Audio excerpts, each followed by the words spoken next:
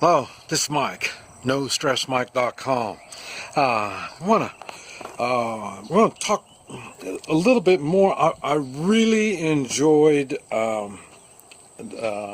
ethical preparedness.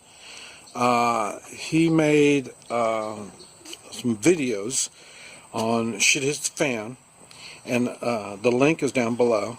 And he's made some other pretty informational videos. But he's a policeman, so he looks at things a whole lot different than what I do. And but anyway, the scenario he came up with was really, I thought, was pretty good, realistic anyway. And this is what I want to talk about now is some of the and that's, I've made a whole series of videos on this, because it went his video went in such good detail of what's going on. This is what made me start thinking, hey, I need to follow up on this.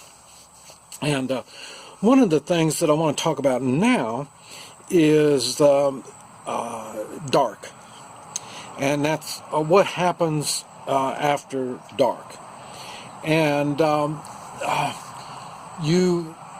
the thing is, after a shit hits the fan situation, or under martial law, all the martial laws that I've been involved in, pretty much after dark, nobody goes out. A lot of times they'll set a time, like from 7 in the evening to 6 in the morning, no one's out. And but it's really basically dark. No one goes out after dark. And it's this, they say this, but it's sense. You don't want to go out after dark.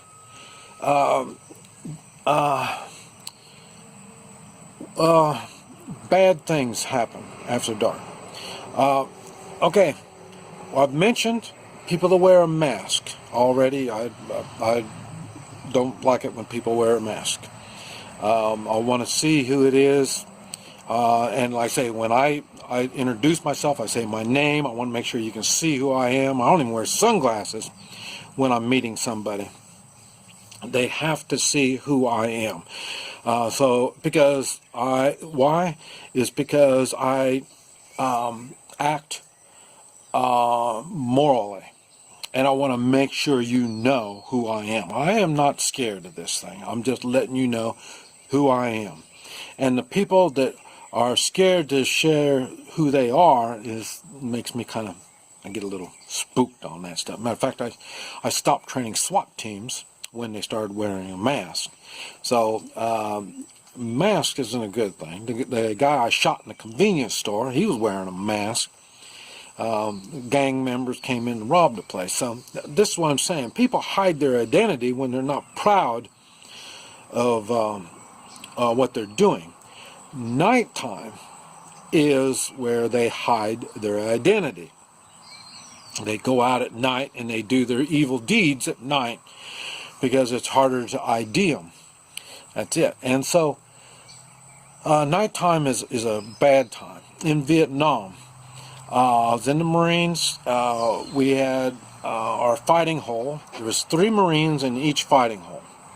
And so we've got our hole, us 3, and then about 20 yards over, depending on the areas that we're at and stuff like that, but let's say 20 yards over, there's another hole with 3 more Marines in there. And same thing on that side. On both sides, we got them.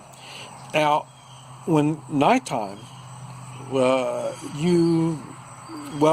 because we're trained, we are military, and we know we're kind of educated in this combat stuff.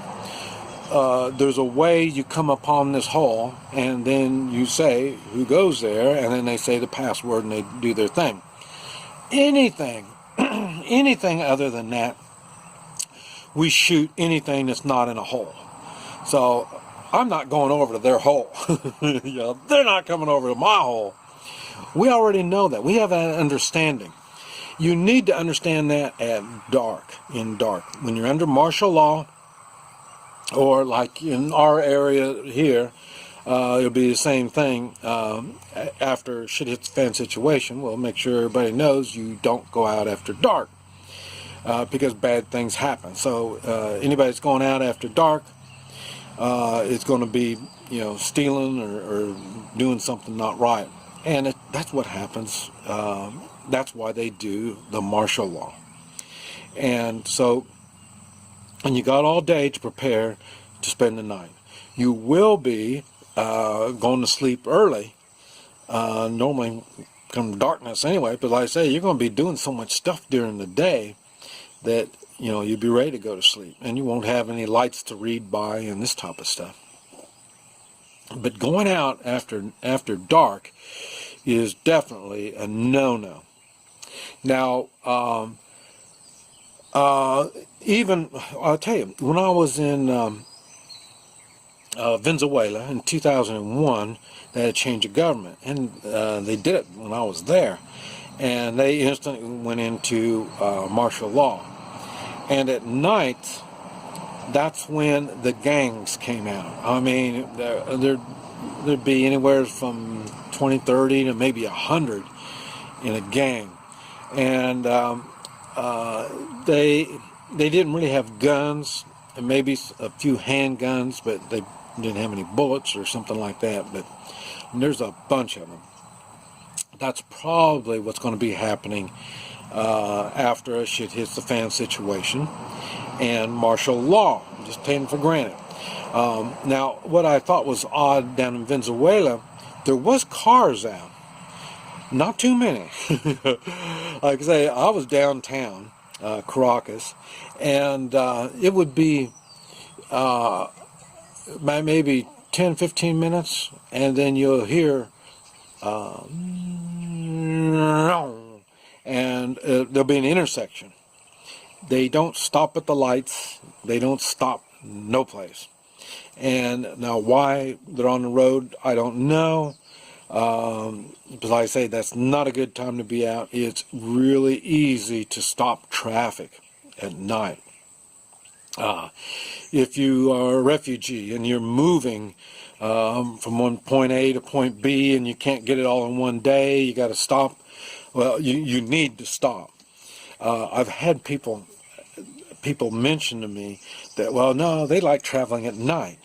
Okay, well, you can travel at night, but it's the most unsafe time there is. And I think they say this without the experience of doing it after a shit hits the fan situation. Like I say, I did very seldom, but I've been known to drive in Central America and Mexico when I was driving back and forth in the dark. Very seldom, and it was scary. And all it takes is one screw up, and you messed up. I mean, like driving at night, a flat tire, you got problems. And I mean, I don't know what you're going to do. You can have a flat tire in the daytime. At night, it changes everything. Yeah, when you're walking, you can twist your ankle. You can do anything, and it's gonna screw up. Your life will be totally changed. And like I say, that's when the bad people are out, and they are looking for you. So you don't want to put yourself in that situation. So always make sure that you're focused on getting everything done, so then you can set in through the night. And what I would do is fortify after a shit hits fan situation, martial law, this type of stuff. Fortify your doors and places like that, because like I say, there's going to be stray bullets. In Guatemala, I've had stray bullets hit my house. We got fortified doors and all this type of stuff down there, because, like I say, they kind of live in martial law off and on for years. So they just construct houses that are reinforced with all that stuff. So it was pretty much bulletproof, and really difficult to bang your way in and this type of stuff. So, but the main thing is at night, make sure you're secured inside. You hear noises outside, you better have a really good plan if you're going to go out. I wouldn't.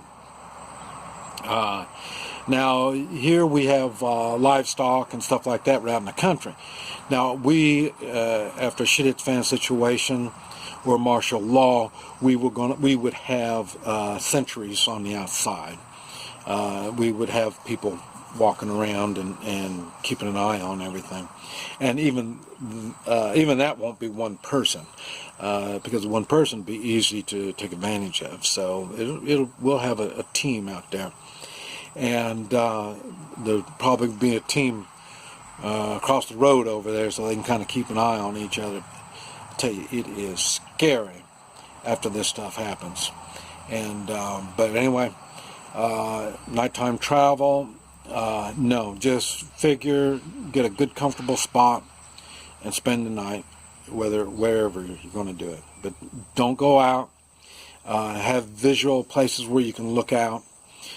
Put detectors, motion detectors, something like that in blind spots. But definitely don't go outside unless you really have a good plan. This is Mike. NoStressMike.com.